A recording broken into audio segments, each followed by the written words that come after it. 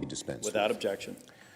Now, Mr. President, faced with the greatest economic challenge in 75 years and the greatest public health threat in a century, we Senate Democrats have been waiting for months for our Republican colleagues in the Senate to get serious about another round of emergency relief for the American people.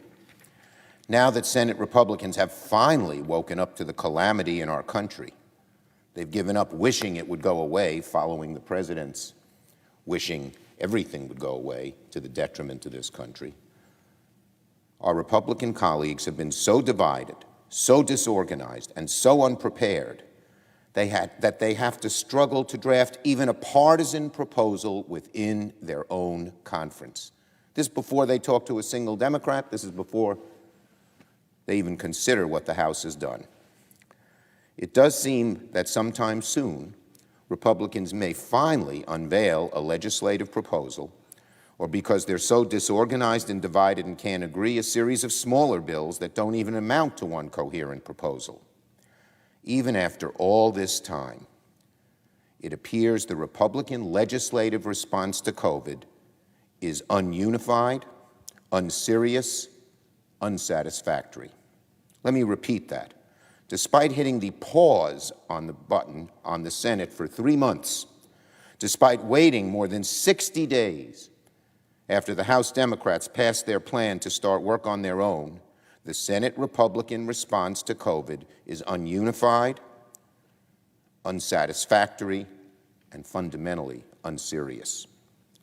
From what we know, their proposal or series of proposals won't include food assistance for hungry kids, families where the parent has lost a job through no fault of her or his own, can't feed their kids in this proposal, as we hear about it. From what we know, it won't include rental assistance or extend the moratorium on evictions that is keeping tens of millions of Americans with a roof over their heads. Millions of Americans have lost their jobs through no fault of their own. They can't pay the rent or the mortgage. Our Republican friends say, evict them. It won't provide hazard pay to our essential workers who have been risking their lives and their families' lives ever since this crisis began. It won't make the necessary investments in communities of color that have been ravaged by this virus, disproportionately so. It won't provide the new funding that state and local governments need to keep the bus drivers and sanitation workers, teachers, and so many others on the job. From what we know, it won't even include funding to ensure during this COVID crisis our elections are safe this fall. Remarkably, the likely centerpiece of the Republican legislative response to COVID is not an aid package for the 20 to 30 million unemployed Americans, or a massive influx of resources to test and trace and finally stop the spread of this evil disease. The centerpiece of the Republican proposal is a liability shield to protect big corporations from lawsuits if they put their workers at risk. Seriously, as COVID continues to surge throughout our country and unemployment numbers rose again for the first time in weeks, Leader McConnell has made corporate immunity the centerpiece of this Republican response. Once again, the Republican Senate is far more comfortable providing relief to big corporations than relief to American workers and American families. How about, instead of shielding corporations from immunity, we shield renters from eviction? How about, instead of shielding corporations from immunity, we shield the unemployed from poverty? Even in those areas where the Senate Republicans seem to be moving a bit in our direction, it looks like they're coming up way short. Republicans aren't talking about providing enough resources to our schools to reopen safely.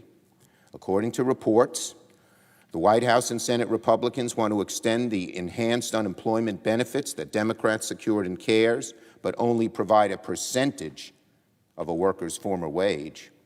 That's right, America.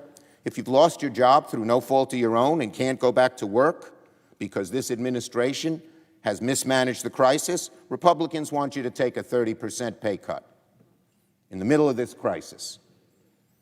Worse still, because Republicans dithered and delayed for so long, there will be an interruption in unemployment benefits.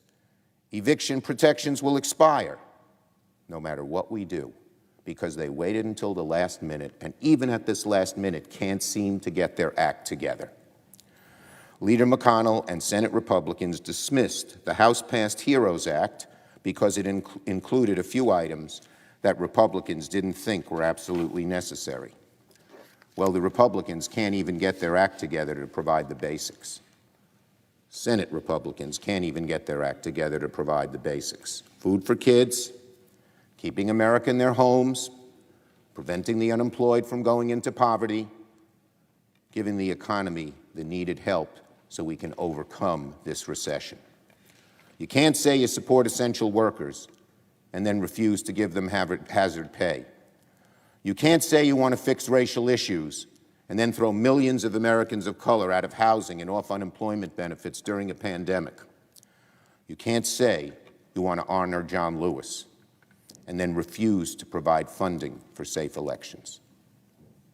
Congress needs to act quickly, but the developing Republican proposals are not going to get the job done. We need to immediately enter bipartisan, bicameral negotiations to develop a proposal that actually meets the moment and matches the scale of the crisis. I yield the floor.